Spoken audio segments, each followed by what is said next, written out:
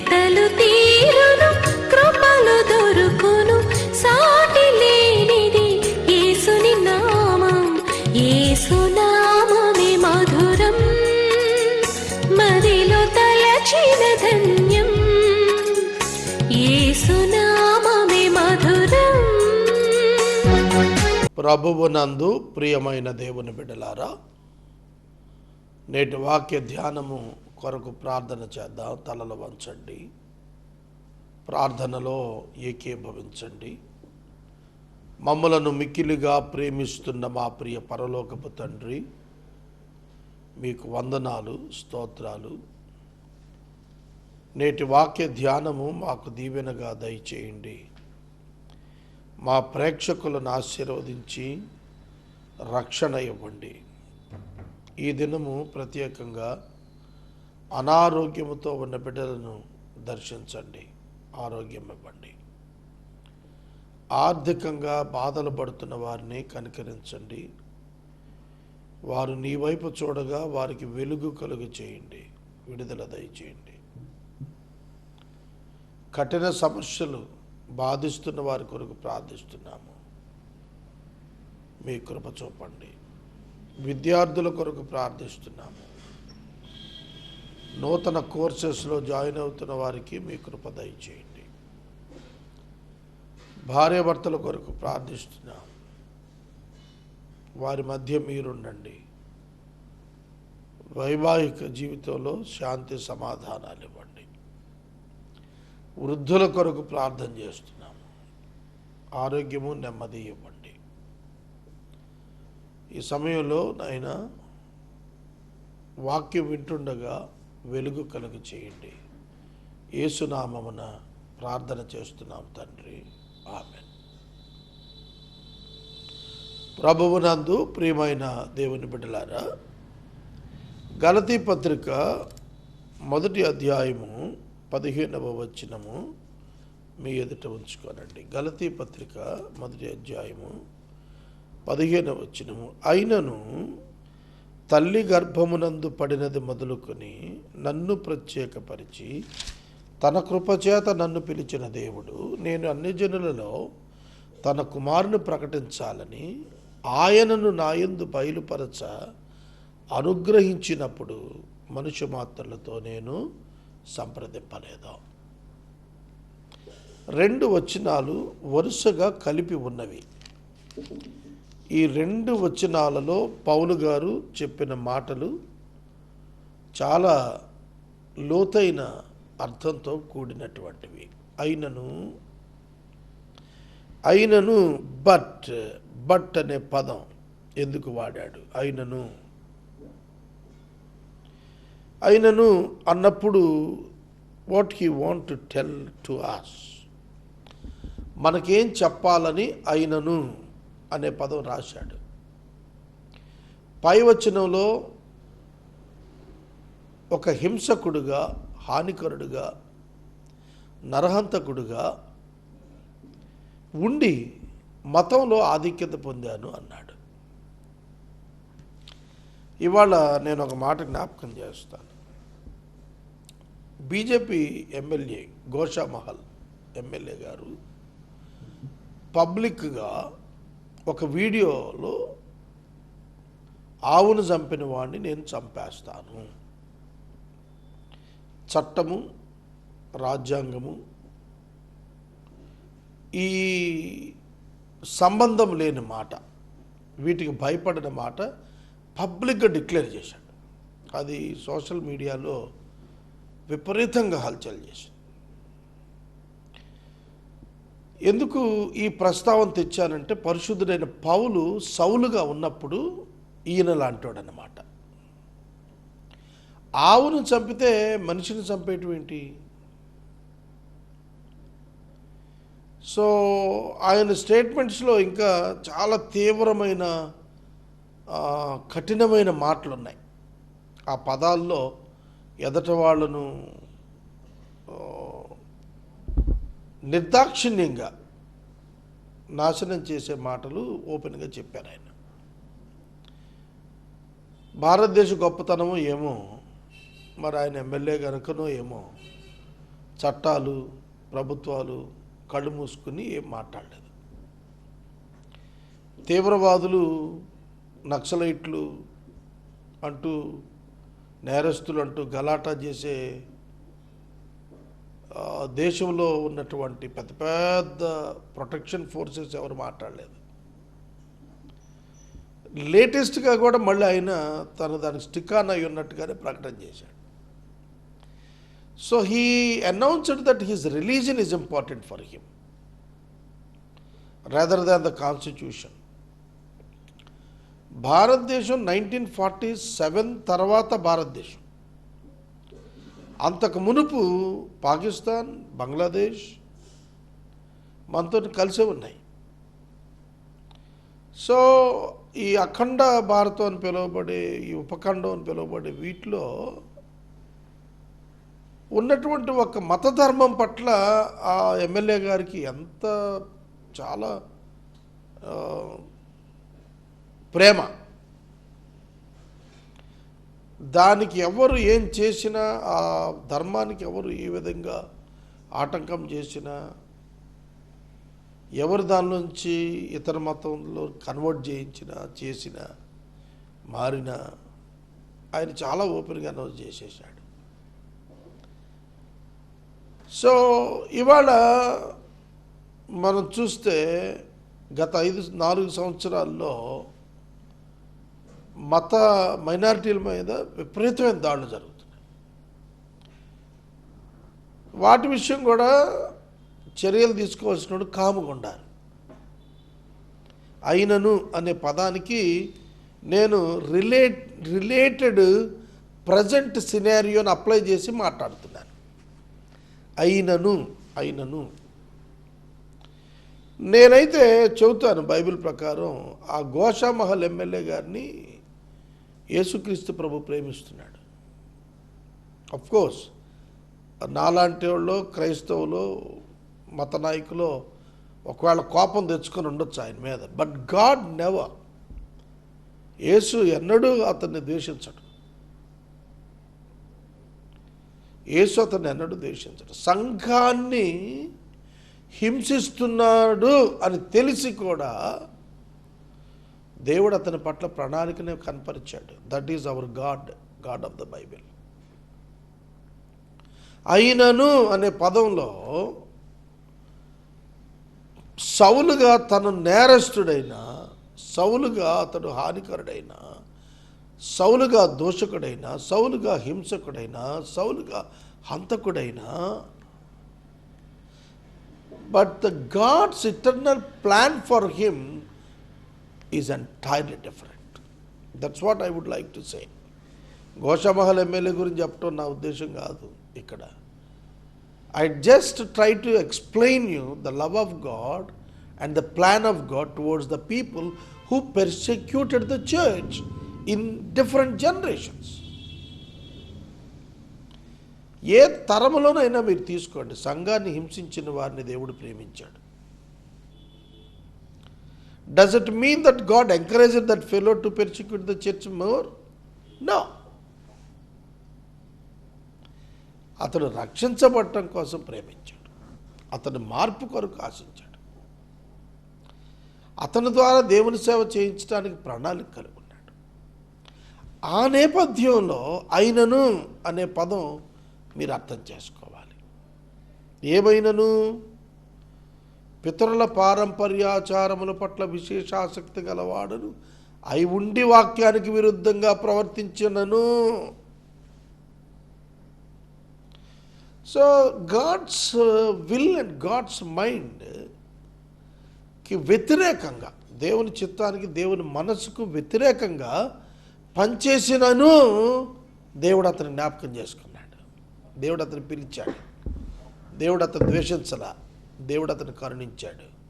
దేవుడు అతను ఘనపరిచాడు. దేవుడు అతను వాడుకున్నాడు. కొత్త నిబంధనలో 13 పుస్తకాలు ఆయన పేరు పెట్టాడు పరిశుద్ధాత్మ దేవుడు. ఇవాళ ప్రపంచంలో పరిశుద్ధుడైన పౌలు అనే పేరు తెలియనటువంటి వాడు లేడు. అతిశయోక్తి కాదు ఇది. పాల్, ద సెయింట్ పాల్, తెలియని వాళ్ళు ఉండరు. కనుక అయినను తల్లి గర్భమునందు పడినది మొదలుకొని నన్ను ప్రత్యేకపరిచాడు. But when he who had set me apart before I was born, నేను ఇంకా తల్లి గర్భంలో నుంచి బయటికి రాలా, తల్లి గర్భంలో పడ్డాను. అప్పుడే నన్ను he set apart. God had set me apart before I was born. నేను పుట్టడానికి ముందే దేవుడు నన్ను తల్లి గర్భంలో పడినది మొదలుకొని నన్ను ప్రత్యేకించుకున్నాడు. Set apart. హోలీ అనే మాటకు అర్థం సెట్ అపార్ట్, ప్రత్యేకముగా ఉండుట. Appointed for a specific work, that is set apart. God's administration ఎప్పుడైనా ఒకసారి బైబిల్లో మీకు చెప్తాను, ఎంత అద్భుతంగా ఉంటుందండి. God's communication, God's style of administration entirely different. ఆయన థాట్ లెవెల్ అది చాలా భిన్నంగా ఉంటుంది మనుషులకి. తల్లి గర్భాన్ని పడినప్పుడు ప్రత్యేకించుకోవటం ఏంటి? అసలు ఆ ఐడియాలజీ పౌలుకు పరిశుద్ధాత్మ దేవుడు తెలియపరిచాడే, బాబు నేను నిన్ను దమస్కులో ఏర్పరచుకోలేదు. దమస్కు మార్గానికి నువ్వు పోతున్నప్పుడు ఆకాశ మధ్యవాన్ని కనపడి నువ్వు గుడివాడు అయి పడిపోయి ఉన్నప్పుడు నేను నిన్ను ఏర్పరచుకోవటం కాదు, తల్లి గర్భములో పడినప్పుడు నేను ఏర్పరచుకున్నాను, ప్రత్యేకించుకున్నాను. ప్రత్యేకింపబడుట, set apart for a great job, చాలా ఇంపార్టెంట్ అండి. ఒక పని కొరకు ప్రత్యేకించుకోవటం. నేను ఒకసారి నా గురించి ఒక చిన్న సాక్ష్యం చెప్తాను. నేను ఇప్పుడు నాకు 50 సంవత్సరం దగ్గరలో ఉన్నాను. ఈ సంవత్సరం గడిస్తే 50 ఏళ్ళు నాకు. 50 సంవత్సరాల్లో నేను ఒక్కసారి వెనక్కి చూసుకుని, నా తల్లి నన్ను గర్భాన పడినది మొదలు, నన్ను డెలివరీ అయింది మొదలు, నా బాల్యము, నా యవ్వన కాలము, నా మధ్య వయస్సు, నా వైవాహిక జీవితం, విద్యాభ్యాసం, how the life had gone, ఎట్లా జరిగిందో అంత జ్ఞాపకం చేసుకున్నప్పుడు నాకు ఒక్కటి అర్థమైంది ఏంటంటే, నా జీవితంలో దేవుడు ఇప్పటి వరకు నన్ను పర్టికులర్ స్పెసిఫిక్ వర్క్ నా పట్ల డిజైన్ చేశాడు నన్ను. లేకపోతే నాకు వచ్చే తలంపులు, నాకు వచ్చే ఆలోచనలు, నేను అటెంప్ట్ చేసే పనులు, సమ్టైమ్స్ ఐ మే ఫెయిల్. అవన్నిటి యొక్క డిజైన్ ఆయన దగ్గర నుంచి వచ్చింది. మీకు ఒక ఖచ్చితమైన విషయం నేను చెప్పి తీరాలి. ఏంటంటే నాకు చంచలత్వం ఉన్నది. చంచలత్వం అంటే ఏంటో తెలుసా మీకు? I cannot stand on a point for long time. నీటి మీద రాత అంటారు, ఎంతసేపు ఉంటుందండి? నీటి మీద రాస్తే, పేపర్ మీద రాస్తే ఎంతకాలమైనా ఉంటుంది. నీటి మీద రాసే ఎత్తనం చేస్తే టక్కని మడిపోతుంది, వెళ్ళిపోతుంది, షేప్ అవుట్ అయిపోతుంది. అట్లాంటి చాలా చిన్న మనసు కలిగినాడు నేను. మోరోవర్ ఇంకా చెప్పాలంటే, ఒక సేవకుడిని పిలిపించుకోవటానికి కావలసినటువంటి ప్రాథమికమైన లక్షణాలు విషయాన ఐఎమ్ నాట్ క్వాలిఫైడ్. మీరు చూడండి, విచిత్రంగా ఉంటుంది. మనిషిగా నేను ఆలోచన చెబుతున్నాను, ఒక మనిషి, ఒక హ్యూమన్ బీయింగ్గా చెబుతున్నాను. I'm not at all eligible to come to the ministry of lord Jesus Christ. ఇది వేరు, అది వేరు. అసలు ఆ క్యారెక్టర్ వేరు, ఇక్కడ దేవుడు నాకు ఇచ్చినటువంటి పిలుపు వేరు. అట్లాంటి నాతో దేవుడు ప్రపంచ చరిత్రలో బైబిల్ గ్రంథాన్ని వచన ధ్యానంగా, అధ్యాయ ధ్యానంగా టోటల్ బైబిల్ని కంప్లీట్ చేసి రికార్డ్ చేసి ట్రాన్స్మిట్ చేసి ప్రొటెక్ట్ చేసి పెట్టినటువంటి విషయం ఇవాళ నేను మీకు సాక్షిగా చెప్తున్నాను. దేవుడు దీని కొరకు చేశాడన్నమాట. ఎందుకు చేశాడు అంటే with a great purpose in his mind చేశాడు. 1988 సంవత్సరంలో 84 సంవత్సరాల వయసు కలిగినటువంటి వెర్నాన్ మెగ్గీ చనిపోయాడు. వెర్నాన్ మెగ్గీ త్రూ ద రేడియో బైబిల్కి 5 పర్యాయాలు అధ్యాయ ధ్యానం చేశాడు. బైబిల్ గ్రంథం ఆయన గొప్ప దైవజనం. ప్రతిరోజు కొంచెంసేపు అయినా ఆయన వాక్యం వింటాను. ఆ గొప్ప దైవజనుడు చనిపోయి ఇప్పటికి 30 సంవత్సరాలు. Even today the same voice ringing in the ears of many thousands of people every day on earth. Vernon McGee చనిపోయాడు 30 ఏళ్ల క్రితం. కానీ అతని యొక్క వాయిస్ వాళ్ళకి కూడా అనేక మందిని ప్రభు దగ్గర తెస్తుంది, బలపరుస్తుంది. కనుక గాడ్స్ ఇటర్నల్ ప్లాన్లో పౌలు గారు చెప్పింది ఏంటంటే, నాట్ బికాస్ ఆఫ్ మీ, నన్ను బట్టి పిలువలేదు, తనను బట్టి పిలిచాడు. నన్ను బట్టి ఏర్పరచుకోలేదు, తనను బట్టి ఏర్పరచుకున్నాడు. This is the major difference a Christian things differ from non Christian. ప్రతి వాళ్ళు అర్హుల్ని కోరుకుంటారు, అర్హుడు కావాలి అనుకుంటారు. కానీ దేవుడు అనర్హుని తీసుకుని అర్హుడు కంటే గొప్పవాడిగా తీర్చిదిద్దటం చరిత్ర. It's a historical miracle. అది చేస్తాడు. అదే జరిగింది. పౌలు గారు కొరింథీ సంఘానికి రాస్తున్నప్పుడు తాను పొందినటువంటి దెబ్బలు, శ్రమలు, ఇబ్బందులు, పేదరికం అన్నీ రాశాడు. ఈ క్యారెక్టర్కి ఇప్పుడు మనం చదివాం కదా, నేను నా స్వజాతీయుల్లో సమాన వయస్కుల్లో అందరికంటే నేను ఆధిక్యత నుండి నడవడిలో గొప్పవాడుకున్నాను చెప్పుకున్నాడే, దాన్ని తీసుకొచ్చి కంపేర్ చేస్తే ఇది వేరే మనిషి, అది వేరే మనిషి. కనుక ఒక వ్యక్తి యొక్క మారు మనసు చాలా స్పష్టంగా దేవుని పిలుపున స్పష్టంగా లోకం గమనించగలుగుతుంది. అది ప్రత్యేకించబడిన జీవితంగా ఉంటుంది. It's not like all other people. ఇతరులలో ఆ క్యారెక్టర్, ఆ ఇమోషన్స్, ఆ యాటిట్యూడ్, ఆ లైఫ్ స్టైల్, ఆ డైనమిజం అవి కనపడవు. తర్వాత ఆ further favour and grace of God అవి కూడా తెలియదు. ఒక్క మాటలో చెప్పాలంటే God's favour and God's grace అలా పౌలు మీద నిలబడిపోయింది. అందుకే పౌలు అన్ని బాధలు, అన్ని శ్రమలు తట్టుకోగలిగాడు. శ్రమలని దీవెనలుగా ప్రకటించే స్థాయికి పౌలు ఆధ్యాత్మిక జీవితం ఎదిగిపోయిందంటే ఒక్కసారి మీరు ఆలోచించండి. మనం కొంచెం బాధ కలిగితే శరీరంలో దేవుణ్ణి నిందిస్తాం. కానీ పౌలు దేవుని కొరకు ఎంత గొప్పగా తనను సమర్పించుకున్నాడో అది మనకు సవాలు. అయినను నేను హంతకుణ్ణి, అయినను నేను హింసకుణ్ణి, అయినను నేను దోషకుణ్ణి, అయినను నేను మతాసక్తి గలవాడిని, అయినా కూడా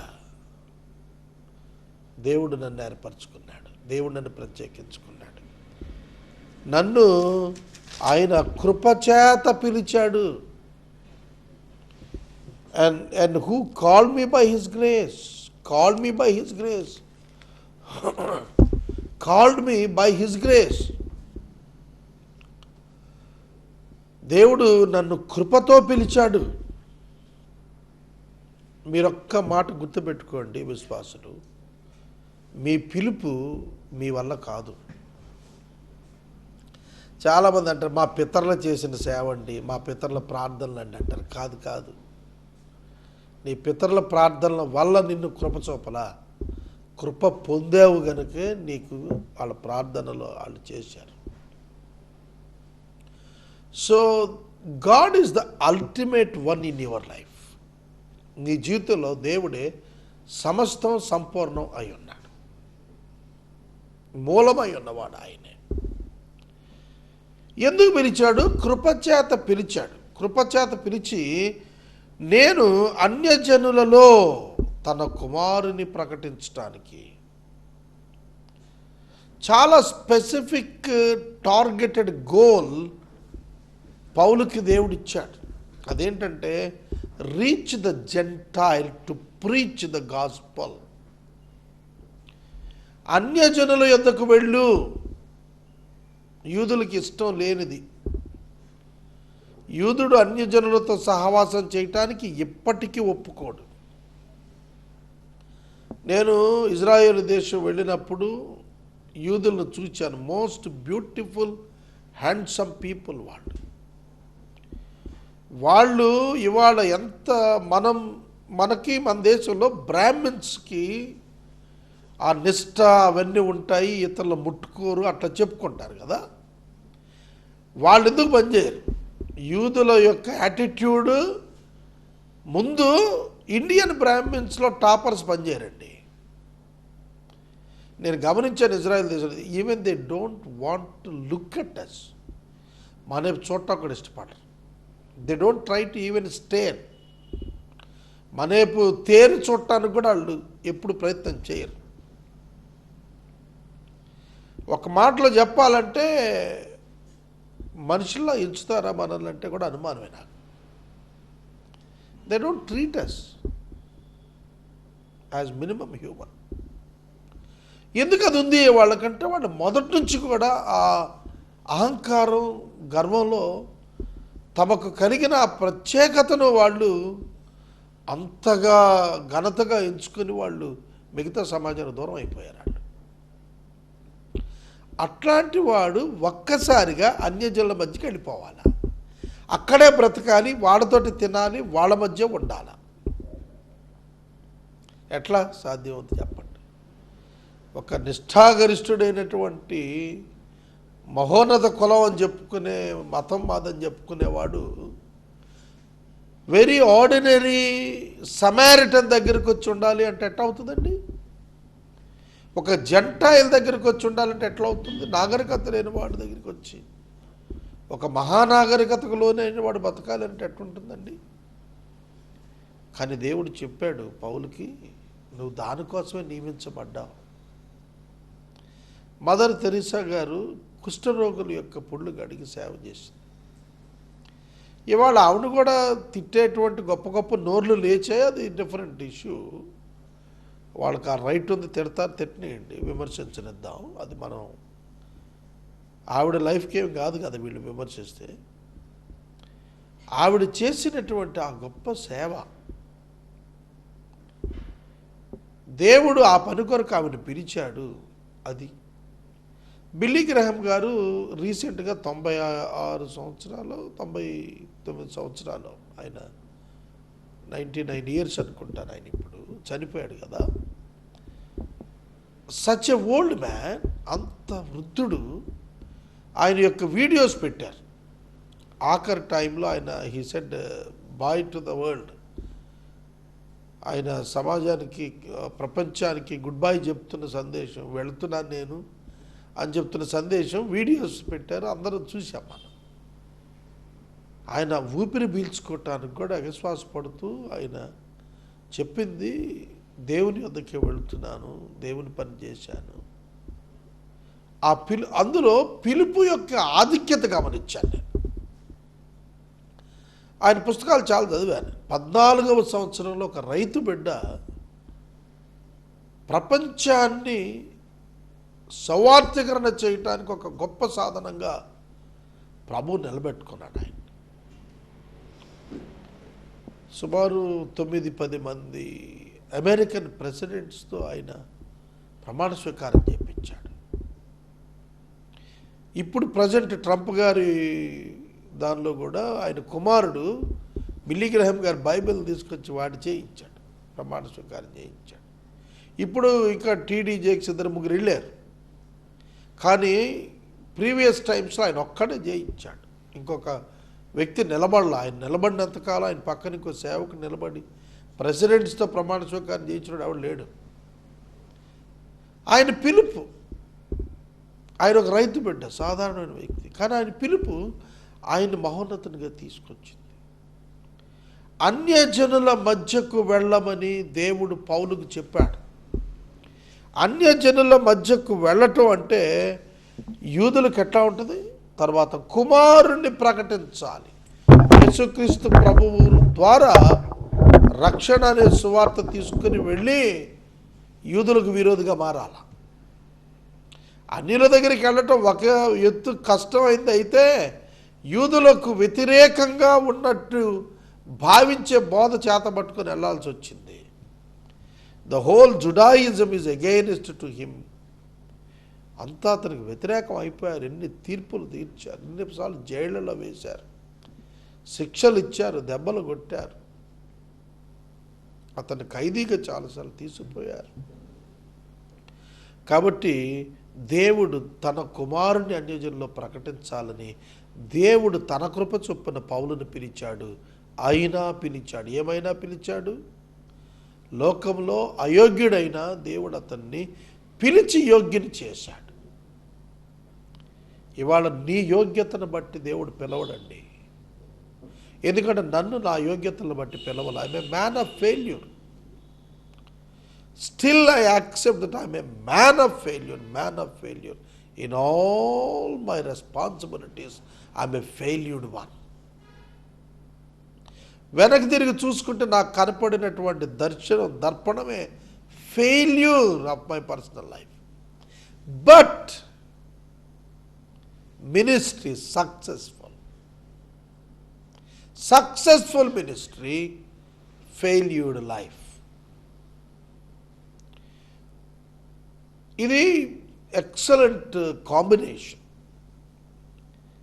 నేర్చుకుందాం. దేవుడు నీ శ్రేష్టతను బట్టి కోరుకాల, తన శ్రేష్టతను బట్టి నిన్ను పిలుచుకున్నాడు. It's all the love towards you. ఇదంతా నీ పట్ల ప్రేమతో చేశాడు. ప్రార్థన చేసుకుందాం. మమ్మల్ని మిక్కిలిగా ప్రేమిస్తున్న తండ్రి, వందనాలు, స్తోత్రాలు. నీవు ఒక గొప్ప దేవుడవు, మాకు దొరికావు, మమ్మల్ని ఎన్నుకున్నావు, పిలుచుకున్నావు, మాతో జీవిస్తున్నావు. మేము ఏమీ లేని వారము అయినా ధన్యులంగా ఉన్నాము, ఎందుకంటే మీరున్నారు మాతో. It makes the difference in our lifes. ఇది ఎక్కడ పోగొట్టుకోకుండా సహాయం చేయండి. మా ప్రేక్షకులు క్రైస్తవ్యమును మతము అనే భావన నుండి బయటికి రావటానికి, మందిరాలకు వెళ్ళటం కంటే సమాజంలోనికి వెళ్ళటం నేర్చుకోవటానికి, go out instead of coming in, లోనికి రావటం కాక బయటికి వెళ్ళటం మాకు నేర్పండి. అన్య జనుల యొద్దకు వెళ్ళి యేసుని గురించి మాట్లాడటకు నేర్పండి. యేసునామమున ప్రార్థిస్తున్నాము తండ్రి, ఆమేన్. తండ్రి అయిన దేవుని ప్రేమ, కుమారుని యేసయ్య కృప, పరిశుద్ధాత్మ దేవుని అన్యోన్య సహవాసం మనందరికీ తోడైండును గాక. ఆమేన్.